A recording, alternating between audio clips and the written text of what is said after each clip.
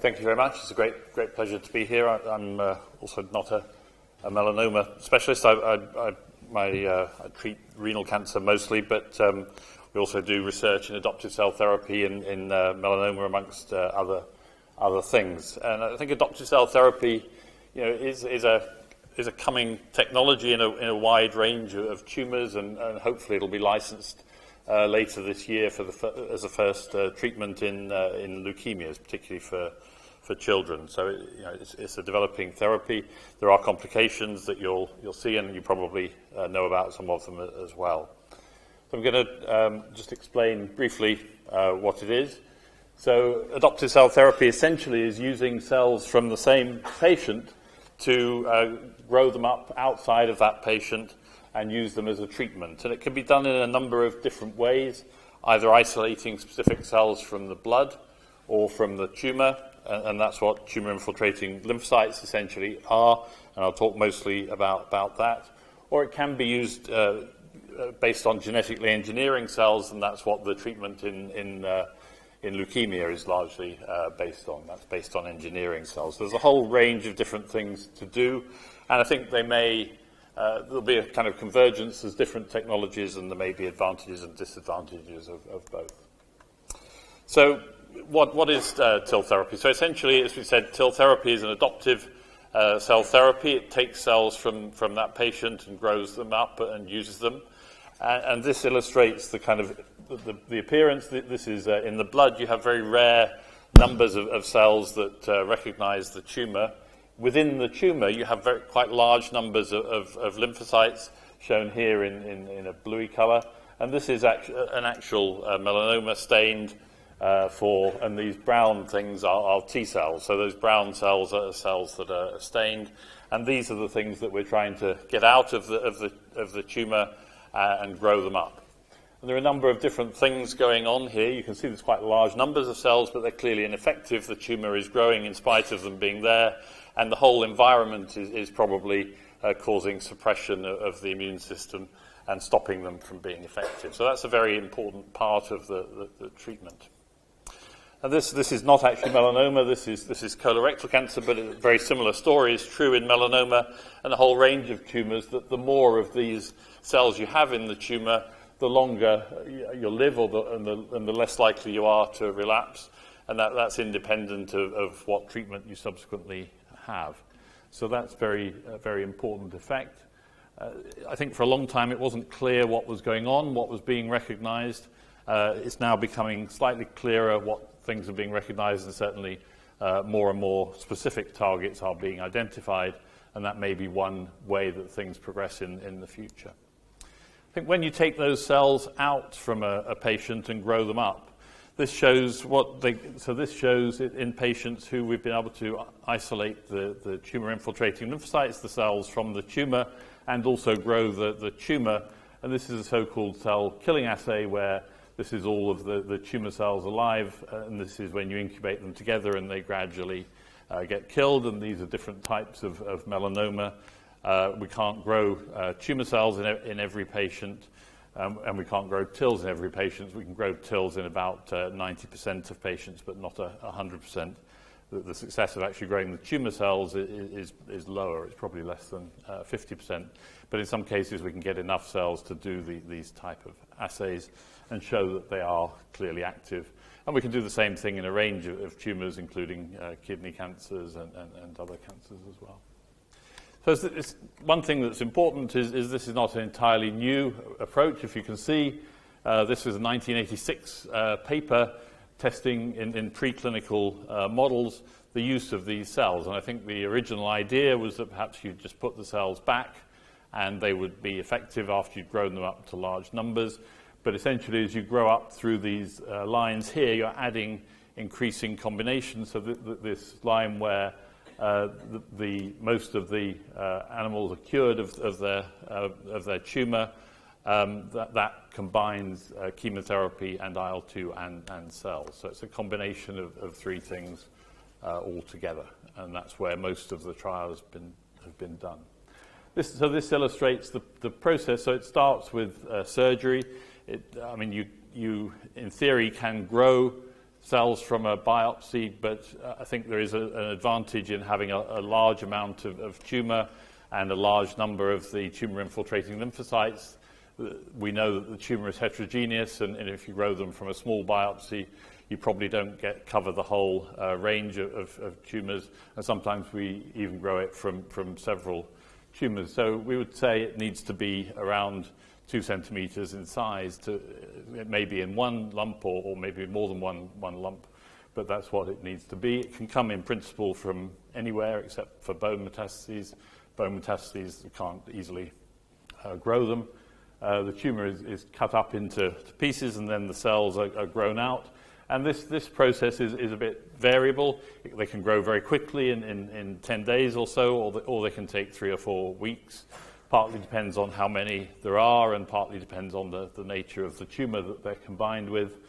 And at that point, when we get to the generally about 3 weeks after the surgery, the cells are generally frozen, and they can be stored and used for future use. So I think the longest we've gone from storing the cells to actually the patient having treatment is 3 years, and so they can be stored frozen for a long time. Once it's decided they're needed, they undergo what's called a rapid expansion protocol, and this expands the cells about 10 to 100-fold. This expands the cells about 1,000-fold more. So overall, it's 10 to 100,000-fold expansion. So there's a massive expansion in the number of cells in total, and then they're returned to the patient. During the second stage of growth has chemotherapy, and I'll explain why. You saw the preclinical justification for it, but there's also theoretical justifications for it. And generally, interleukin-2 is given after the cells are returned. The cell infusion itself is just a 15-minute infusion, very much like a small blood transfusion or platelet transfusion. Doesn't take very long at all, but the rest of the treatment does take time, and I'll go into that in more detail. This just shows some of the early trials that were done, and these trials were predominantly done without the chemotherapy, and they had a modest benefit, but generally the benefit was quite short-lived, unfortunately. So, and as we go down here towards the other more recent trials, then the responses are better, but also they're more durable, they're more lasting, and the complete responses are also very durable. You can see here, it's not only applicable to melanoma, that was a cervical cancer trial as well, so that's a totally different type of cancer. So there are several issues with this. It's not an entirely straightforward treatment, as you can see already. It's highly personalized. It's not a drug we take off the shelf. There's a lot of regulations around the use of these types of cells when they're grown for several weeks, in total about 5 weeks, I suppose, for the average patient. But I suppose the key attraction is that we're manipulating the cells outside the body. We're free from all the immunological controls. And it is a short-term treatment, and when it's effective, it can have a long-term benefit. Clearly, it is quite complex. There are side effects from the chemotherapy, side effects from the interleukin-2, and it is potentially costly, and there's the potential for side effects from the cells, although it isn't clear. That seems to be relatively infrequent. I suppose one thing that we first set out to do this with advice from the regulators was in the US, it was done predominantly in normal labs. That wasn't kind of acceptable to the regulators in Europe. And it's very difficult if you do it in a single lab for a single patient for 6 weeks. So we set up a process where we used these so-called isolators here, and this is like a mini lab where you can manipulate the cells in there, and then you can clean it, and then you can do something else later, while the cells are stored somewhere else. So it potentially allows us to do multiple things at a time, because most of what we do in this lab is not related to TIL. It's other types of cell therapy. I suppose the other advance was a lot. Originally, when it was done, there were literally probably 100 flasks, about that size for each patient, were grown, whereas now they can grow in these so-called bioreactors. which allow the cells to grow much more effectively in a much smaller volume and in a slightly more automated fashion. So that's a kind of technological improvement, which applies to other forms of cell therapy as well.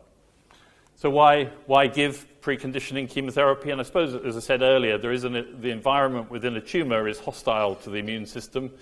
There are various cells in there which prevent the cells that are recognizing the tumor from being effective, and these are just some examples of them. And when you give chemotherapy, you destroy those cells, and the cells that we want that are effective are protected because they're outside the body in the lab at that stage.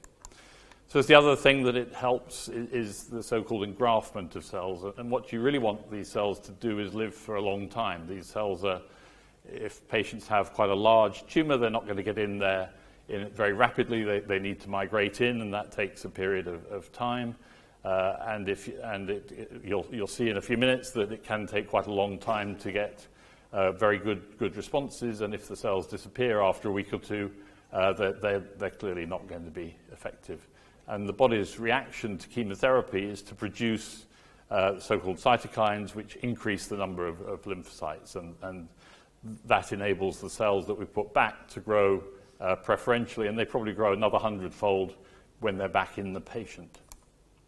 This kind of illustrates the process. So this is this bar here is this. So this is red cells. These are different types of white cells, and this is the lymphocytes, which are the tumor-infiltrating lymphocytes. These are the normal blood lymphocytes. And what chemotherapy does is get rid of all of those different types of white cells, and that we then infuse these tumor-infiltrating lymphocytes. And what we get is engraftment of these tumor-infiltrating lymphocytes and gradual recovery of the normal cells. So it's kind of transplant. We're transplanting the tumor-infiltrating lymphocytes from the tumor into the blood, so there are large numbers in the blood, and they can then migrate to the tumor. And this just illustrates what's happened.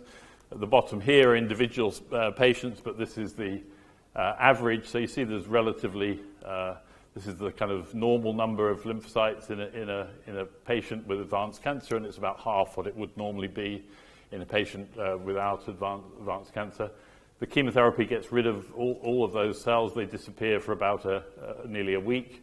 And then at the end of that week, what we see is the TILs coming up. So the TILs here come up to not only the original number, but the number, roughly double that number.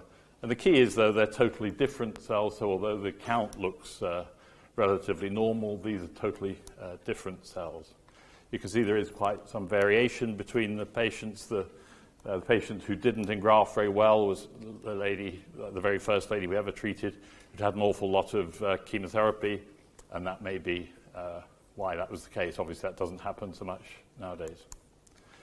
This is the drawback of the chemo. So that's the purpose of the chemotherapy, if you like. This is the drawback. So the chemotherapy also abolishes neutrophils, which fight bacterial infections particularly. So that means for about a week or 2 weeks, patients are at risk of infection, which clearly can be serious, and the same thing happens to the platelets, which stop bruising and bleeding. So as a result of all this, patients are in hospital for an average of 2 to 3 weeks, but it can range from relatively short to relatively longer, and we give IL-2 in a way that we titrate to how patients tolerate it. So the theoretical number is 12, but the average number is 8, and it ranges from sort of 2 doses up to 12 doses.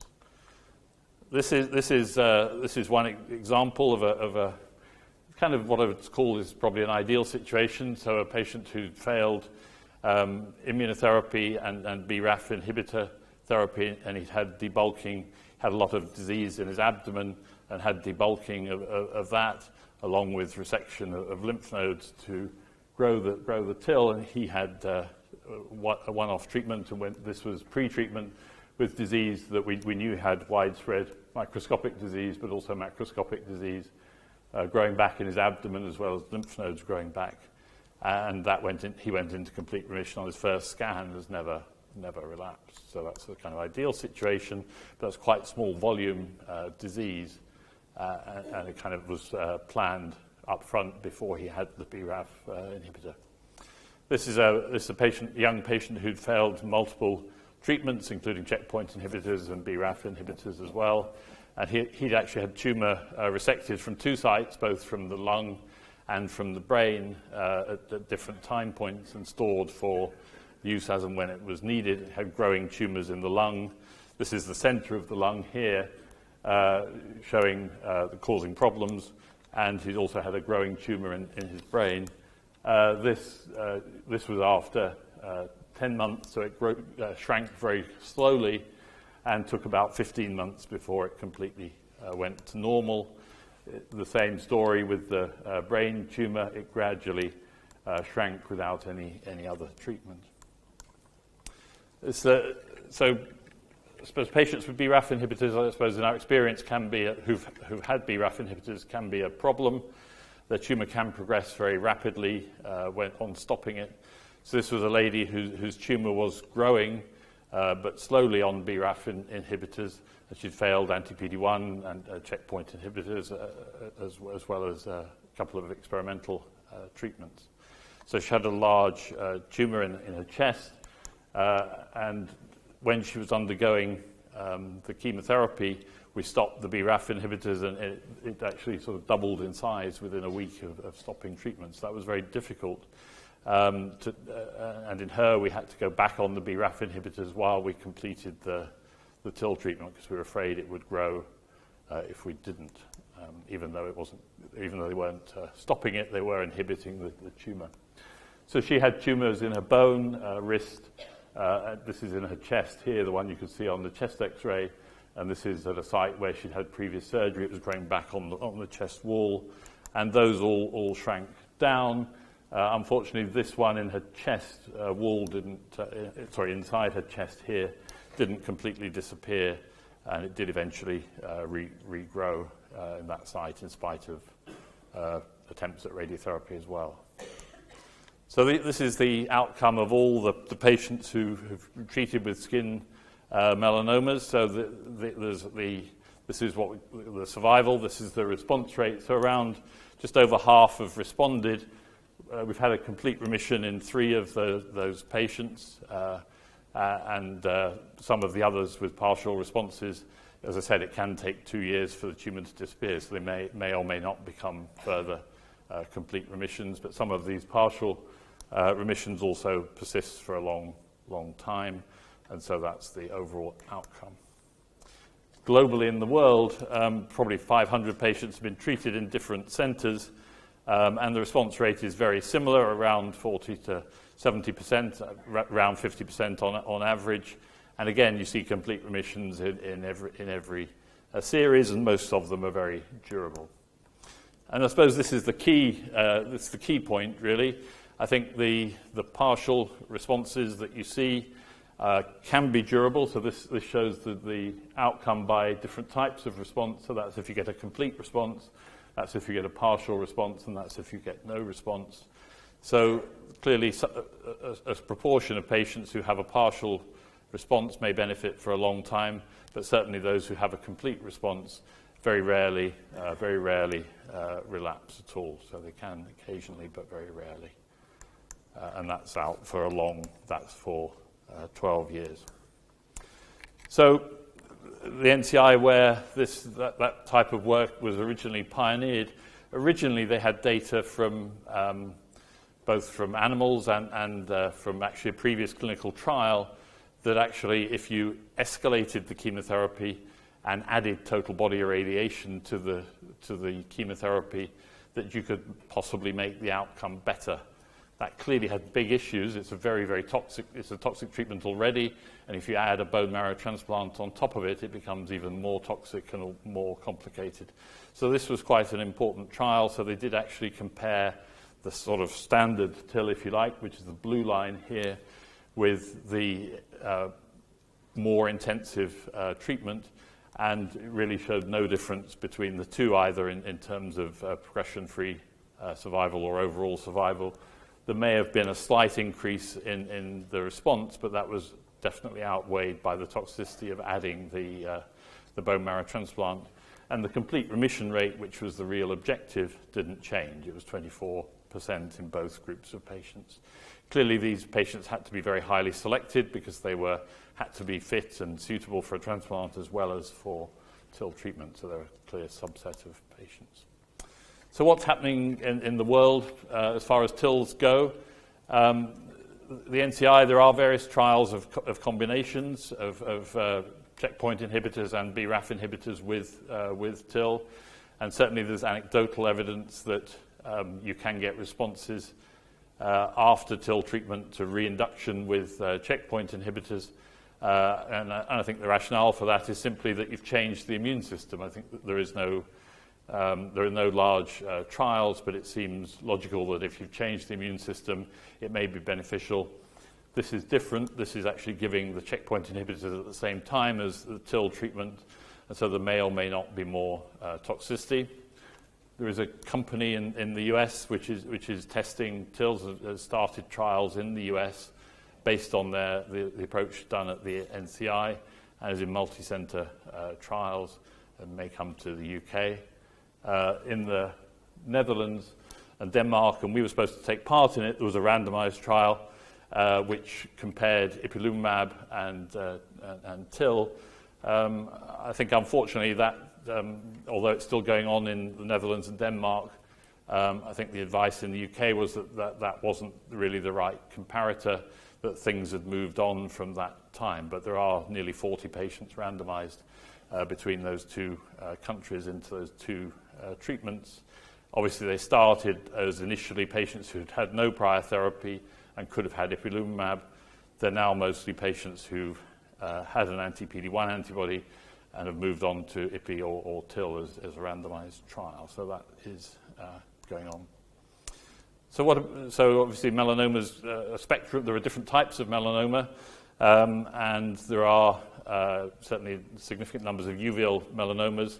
Their biology is very different. They tend to get lumped together and treated the same, but they are very different, and the outcome with standard immunotherapies is rather different. So we have treated a few patients with uveal melanomas, and there are other people who've reported a few cases. So this is a patient with a very large liver metastases. She actually had subcutaneous metastases, which is relatively unusual, but meant we could get TIL relatively easily. And she also had other metastases.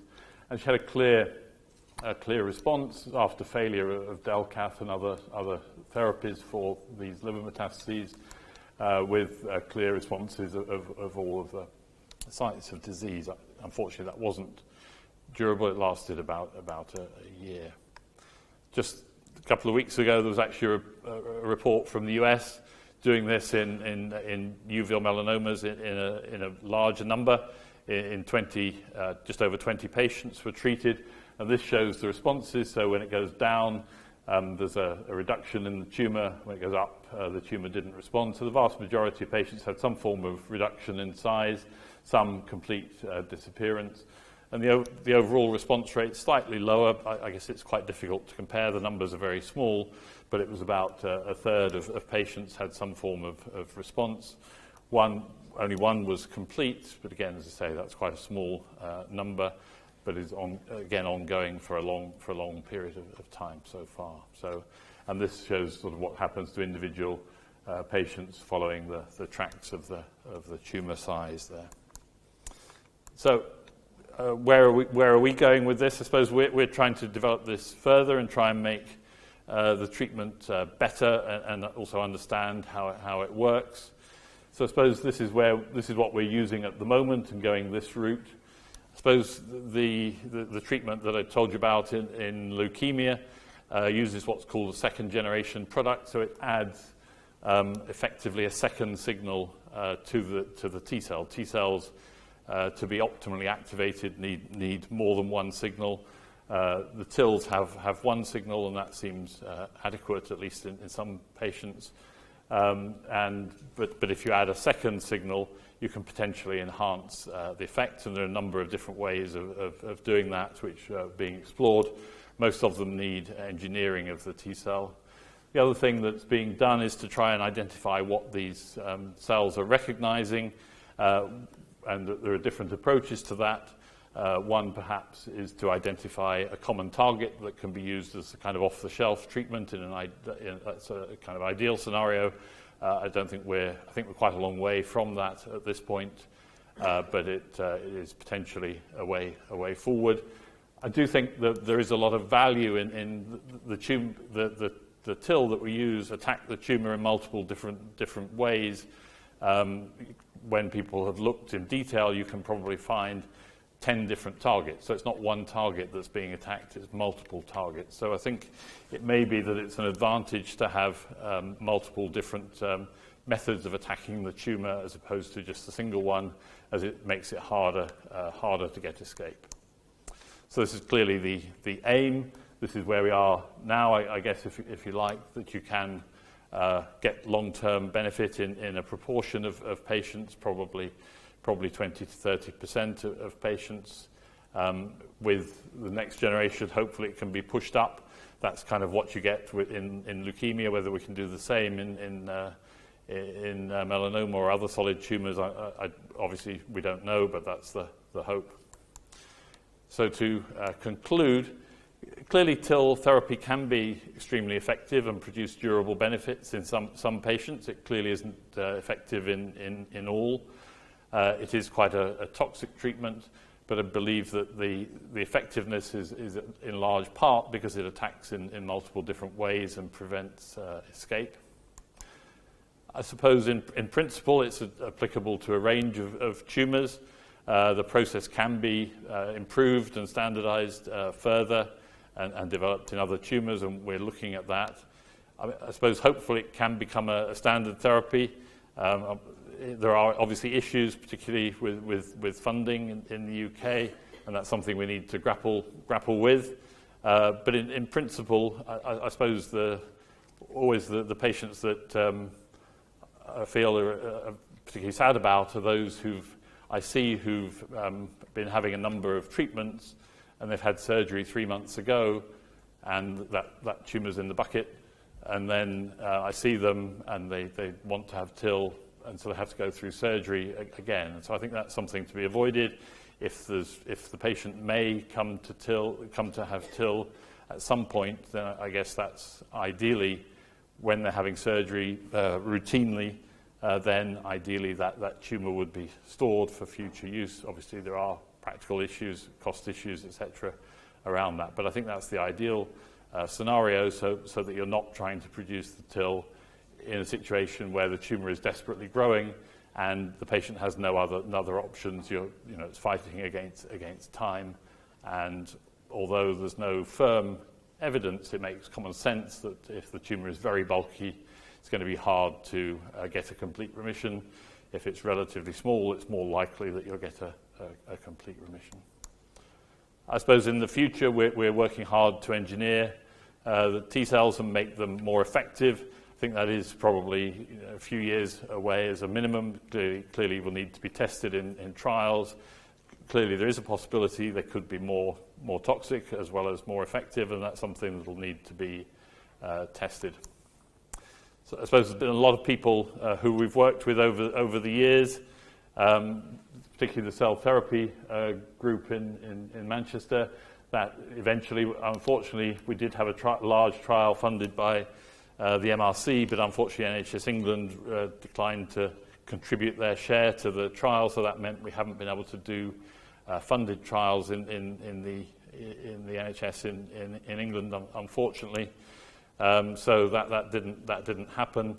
I think in other countries they have been able to persuade their health services or their health providers to fund either treatment or trials or both in this situation. Okay, thank you.